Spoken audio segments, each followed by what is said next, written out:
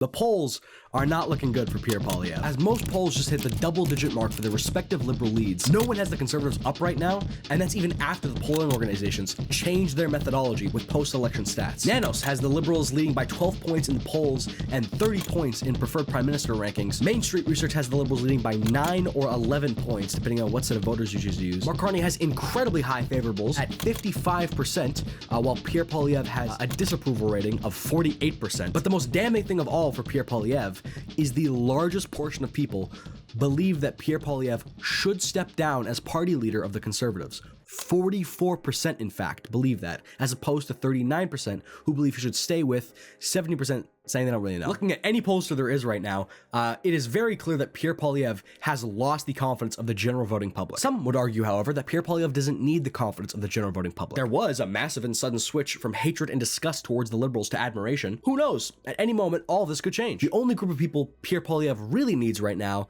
are his cabinet and the people of Battle River Crowfoot. But I think this really misses the point. Any knock on Pierre Poilievre's legitimacy coming from outside the party or in is still a knock on his legitimacy. If I wake up tomorrow and Pierre Poilievre's polling numbers like skyrocket federally, he would ultimately then do better in Alberta, even taking into consideration how much Alberta hates the rest of Canada. But if tomorrow Pierre's federal numbers tanked, we obviously recognize that he would do worse in Battle River Crowfoot because of that, right? And if the Conservatives go from winning that riding with 70 to 80% of the vote every time to 50 to 60%, dude's political capital is gone. If the Conservatives win that riding with only 60%, then that might actually be enough of a hit to his political capital with his base to actually get him removed from his position as party leader. Basically, what I'm trying to say is that a lot of the time, political commentators love to batch off certain sections of the voting public into groups and then decipher information through these groups. This makes it easier to communicate complicated subjects,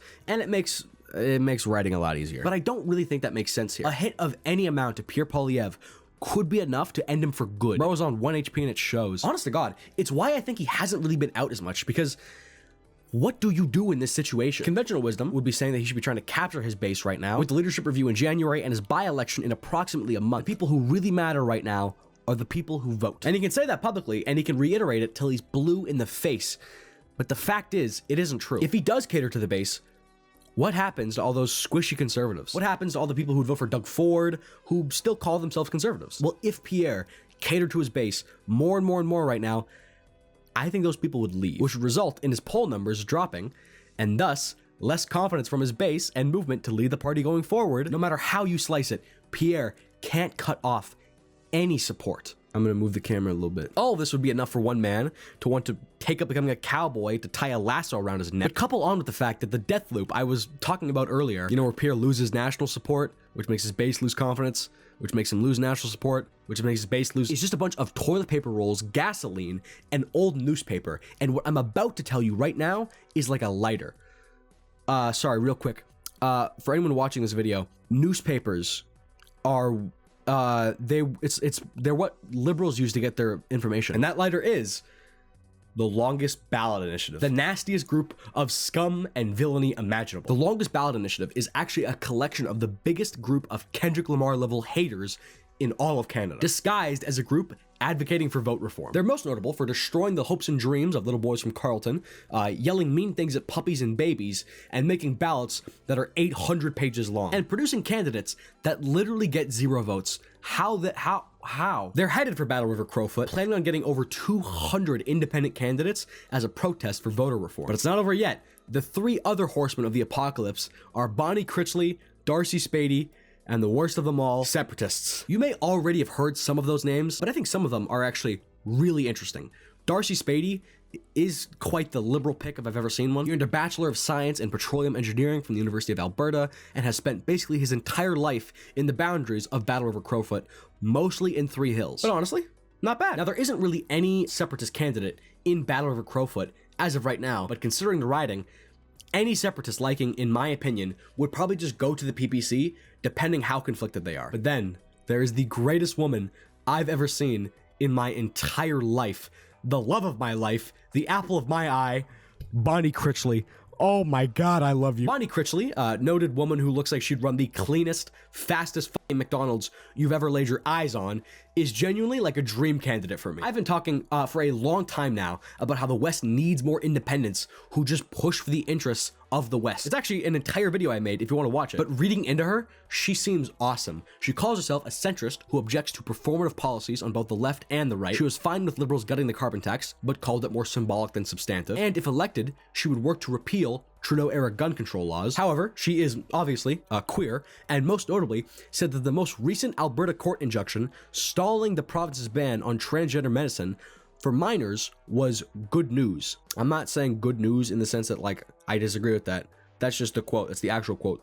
She said good news. The previous supports for trans youth were in place to prevent youth suicides, said Critchley. She also made history when her and her dad became the first ever father-daughter gunnery crew in the Royal Canadian Armed Corps, which is just, it's just so cute. Anyways, we stand independent, pragmatic candidates in Western Canada. It doesn't mean anything at all in the slightest, but for anyone watching this who is from Battle River Crowfoot and likes this channel, I would like to announce the channel's first ever official political endorsement to Bonnie Critchley. If anyone from Battle River Crowfoot who knows Bonnie is watching this video, please tell her I'd love to have her for an interview.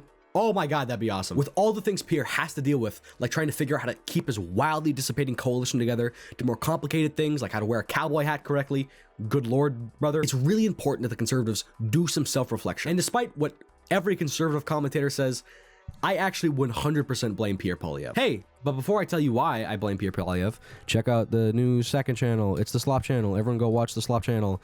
Please, I'm putting a bunch of time and money into it, and it's not monetized yet, so please go watch the videos and subscribe to the Slop channel, please. Please. When Justin Trudeau announced he'd be resigning 2 years ago, oh my god, 6 months ago, good lord, everyone knew it was to be expected, but no one knew what would happen next. The polling over the next few days would have told you that it, honest to God, didn't really matter. In fact, in the few days after the announcement, it wasn't even that crazy to believe that Jagmeet Singh was going to be the official leader of the opposition to a conservative majority government. But this is where I chime in and I give my 2 cents. In my opinion, after this, it was said to be a complete inevitability that Pierre Poilievre would lose, and I completely disagree. The reason that some people have been saying this is because it's beneficial for that narrative to get out, because frankly, their Trump sucks. Mr. Sunshine Baby, the man who was given the public school system failed me award 6 years in a row, is the prime example. Watching any amount of his content for any amount of time, you can tell he, number one, has no actual research backing up any of his claims. And this is important to mention because when you don't do any actual research, it's pretty easy to find out where you get your opinions. All you have to do is like trace it back to the media figure or influencer you like.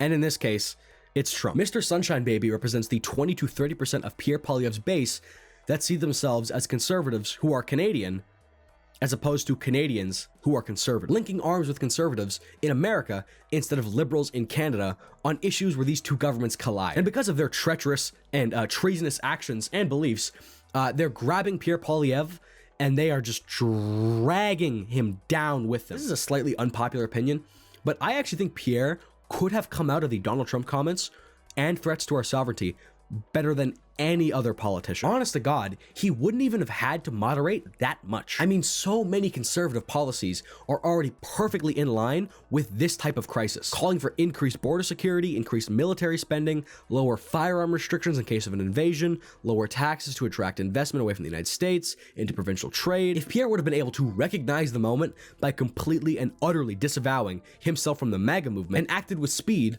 on labeling what we were going through as a crisis and pitching the solution to this, I honest to God think he would have come out on top. Obviously, being the right-wing candidate for the country, you would have had some people decide to leave the party for the Liberals because Trump right-wing and Pierre right-wing. There was going to be a loss in support post 51st state comments. I don't deny that, but we're all forgetting what Pierre's support actually looked like. Adjusting the polls for the actual numbers, Pierre had about 48 to 49% of the support of voters at his peak, and he ended up with only 41% of that. Even managing the decline to 44 or 45% would have been enough to probably push him over the edge. It wouldn't be with the supermajority the Conservatives had hoped for, but it'd be something. He couldn't do that. He just had to try to keep the fringe of his base intact. The terminally online losers who get their opinions from YouTubers. Not you guys. I love you guys. What?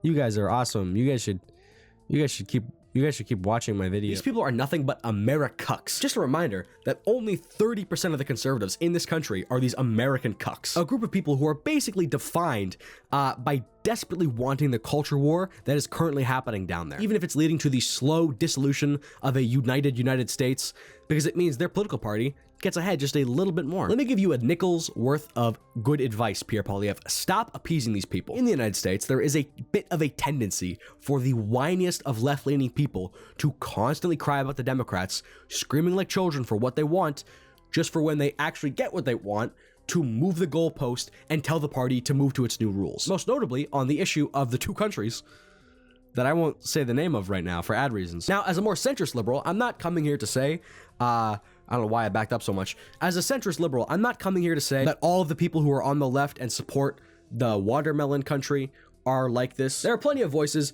I love to listen to and really appreciate on this matter. Creators who I genuinely think if they didn't exist, it would leave the political conversation worse off. But even some of the farthest left people have to admit that there's some whiny babies living amongst us who really don't care. Mike from PA saying he would vote for Kamala Harris if she picked Mike Walls.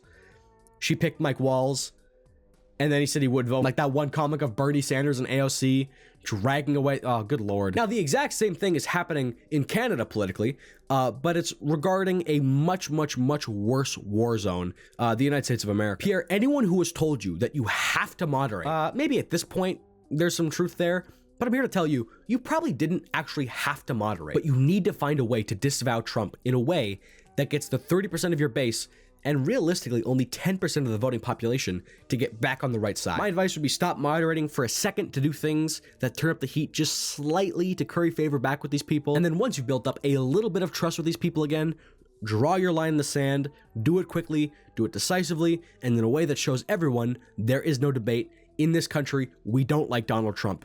In this country, we don't cheer for people who are anti-Canadian. It is in fact stupid to show support for an American president who is an America First president while in Canada. There are connections to be made with Doug Ford. Doug Ford was a conservative who came out better than he did before Trump got in because he made his allegiances clear as day. So clear, only a fetus could misinterpret it. Rob Ford probably got the message. And of course, someone's gonna respond by saying Doug Ford was the incumbent and Pierre Poilievre wasn't, and that is true.